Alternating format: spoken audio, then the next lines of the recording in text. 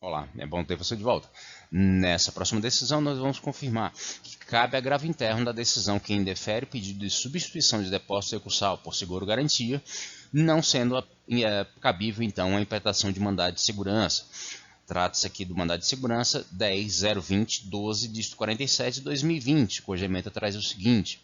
a decisão monocrática proferida por ministro relator, que indefere pedido de substituição do depósito recursal por seguro-garantia judicial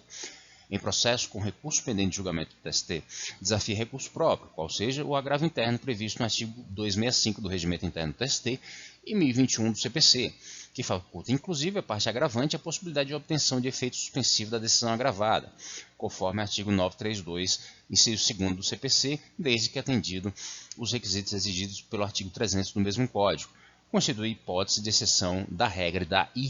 irrecorribilidade imediata das decisões interlocutórias. Tal constatação reforça a incidência do óbice contido na OJ 92 da SBDI 2,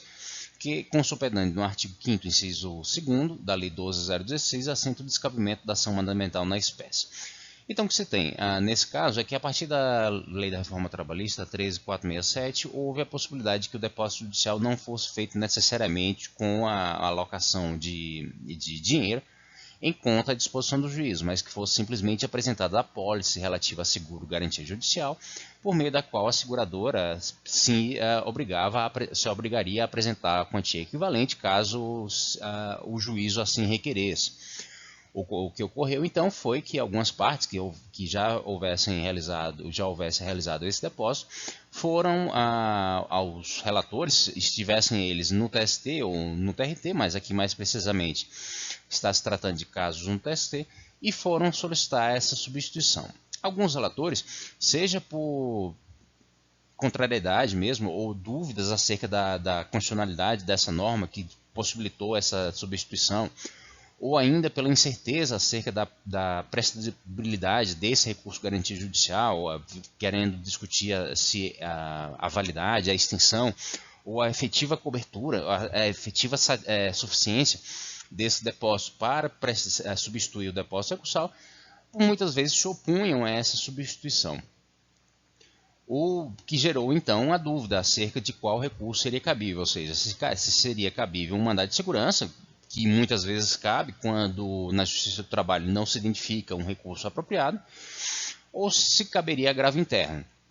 como na previsão regimental e também no Código de Processo Civil atual.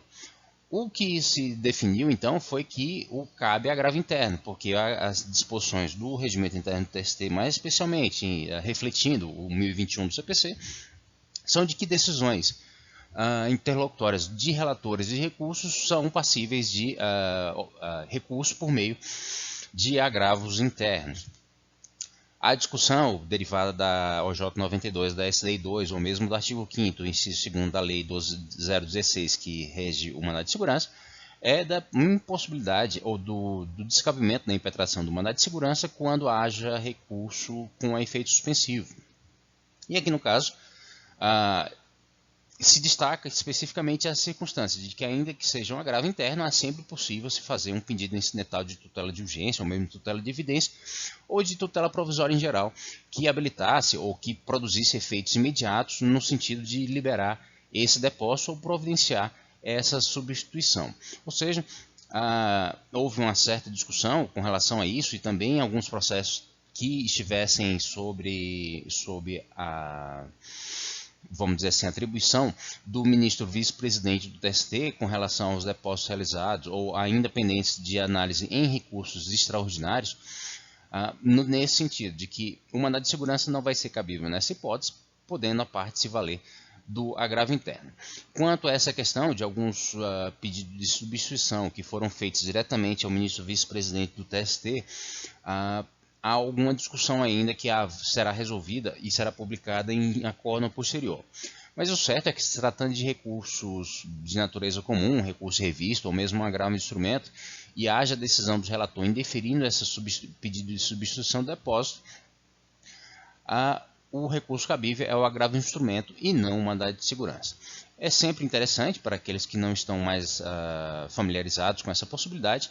é de que mesmo os recursos na Justiça do Trabalho podem obter efeito suspensivo por meio de tutelas provisórias, tutelas cautelares ou mesmo tutelas de urgência, desde que, é claro, se demonstre o cabimento específico dessa tutela, diferentemente de alguns recursos no âmbito civil que podem naturalmente já ter essa atribuição de efeito suspensivo. Um outro aspecto que também para alguns pode ser novidade é esse termo da regra da irrecorribilidade imediata das decisões interlocutórias. Muitas vezes,